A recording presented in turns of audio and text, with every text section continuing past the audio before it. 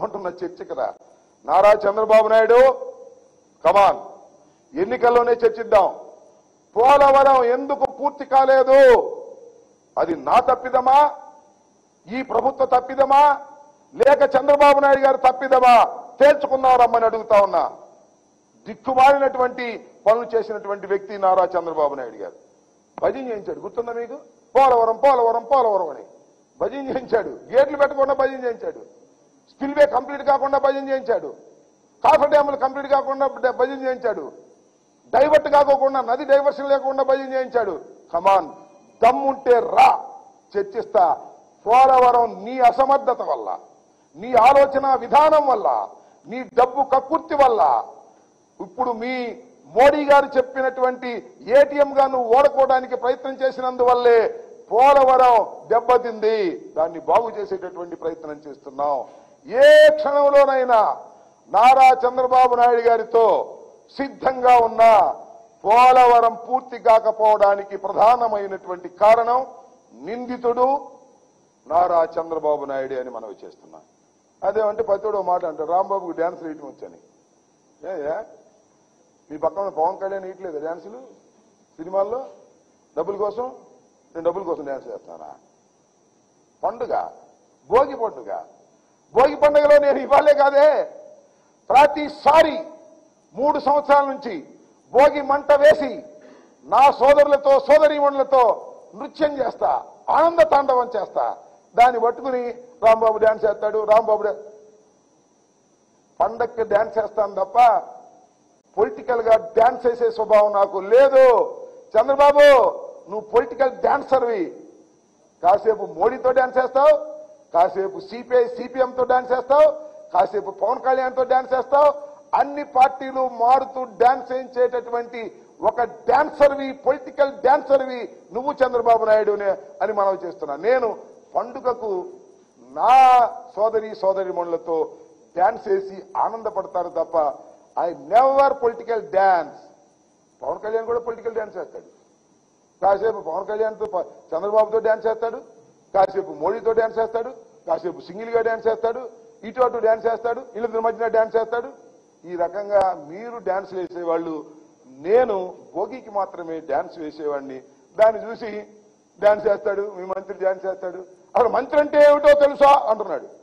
ఏమో మంత్రి అంటే ఏంటో మాకు తెలియదు, చెప్పు. మీ అబ్బాయికి బాగా తెలిసామో, నీకు మీ అబ్బాయికి. నీకు ముఖ్యమంత్రి ఎలా వచ్చిందో మాకు తెలియదు. మీ మా దగ్గర నుంచి కొట్టే సంగతి ఇవన్నీ చెప్పుకోవాలా? అన్ని రాష్ట్ర ప్రజలకు తెలుసు. అందుకని నువ్వు ఈ దెబ్బతో తెలుగుదేశం దివాళా తీయబోతుంది. మళ్ళా తెలుగుదేశం చరిత్రలో కనపడదు, బీజేపీలోకి సర్దుకుంటుంది. ఇది అందరికీ తెలిసినటువంటి విషయమే. ఈ రాష్ట్ర ఎన్నికల తర్వాత జగన్మోహన్ రెడ్డి గారు ముఖ్యమంత్రి కాబోతున్నారు.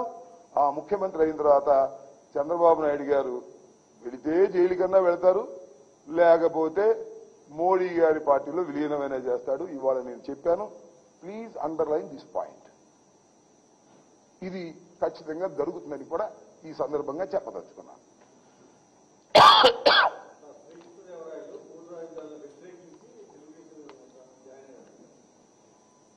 శ్రీకృష్ణదేవరాయలు గారు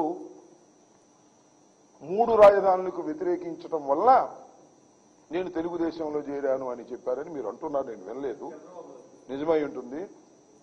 ఎందుకు స్వామి అంత అబద్ధాలు ఆడతావు? నీకు టికెట్ ఇవ్వలేదనే కదా అక్కడ చేరింది. ఎవడో తెలియదు. ఇది బీసీలకు ఇవ్వాలి. లావు శ్రీకృష్ణదేవరాయలు గారు మీరు వెళ్ళి గుంటూరులో పోటీ చేయండి అని చెప్పారు. ఇంతే కారణం. 3 రాజధానుల గురించి ఇప్పుడు మాట్లాడావు నువ్వు వైసీపీలో ఉన్నప్పుడు. అయితే ఏ మాటకు ఆ మాట చెప్పాలి.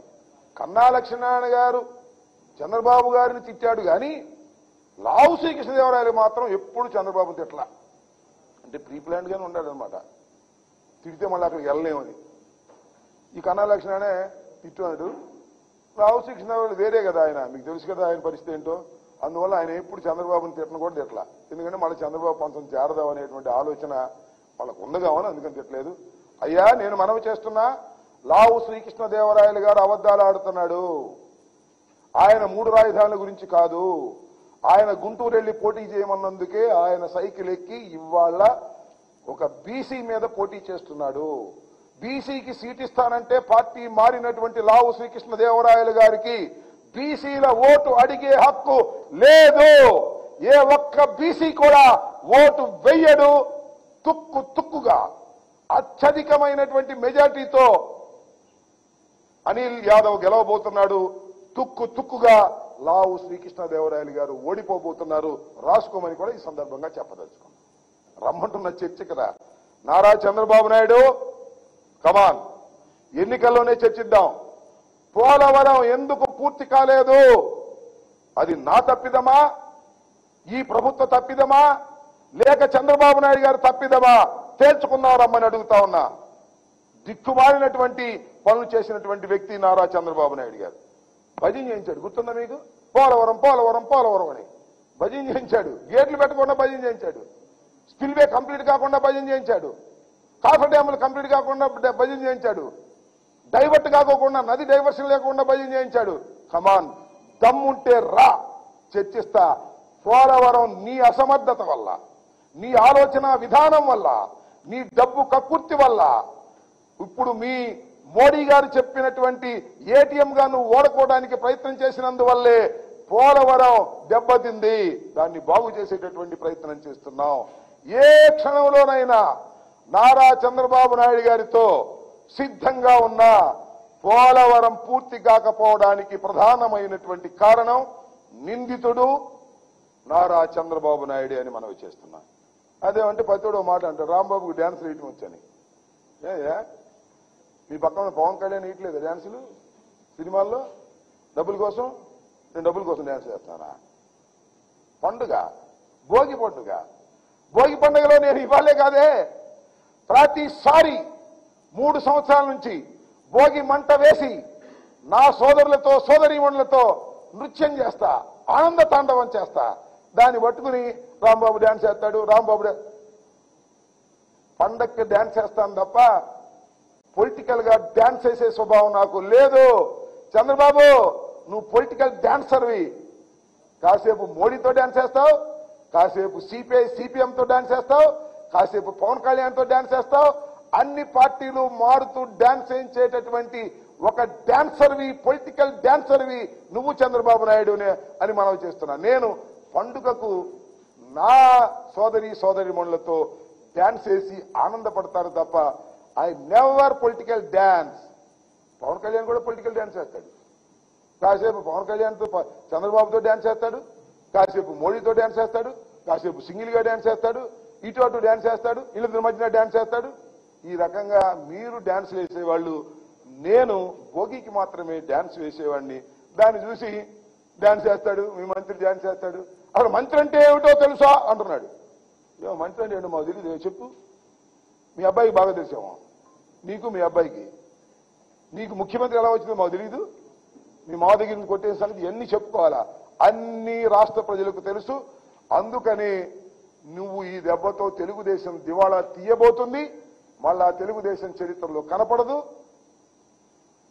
బీజేపీలోకి సర్దుకుంటుంది. ఇది అందరికీ తెలిసినటువంటి విషయమే. ఈ రాష్ట్ర ఎన్నికల తర్వాత జగన్మోహన్ రెడ్డి గారు ముఖ్యమంత్రి కాబోతున్నారు. ఆ ముఖ్యమంత్రి అయిన తర్వాత చంద్రబాబు నాయుడు గారు వెళితే జైలు కన్నా వెళ్తారు, లేకపోతే మోడీ గారి పార్టీలో విలీనమైనా చేస్తాడు. ఇవాళ నేను చెప్పాను. Please underline this point.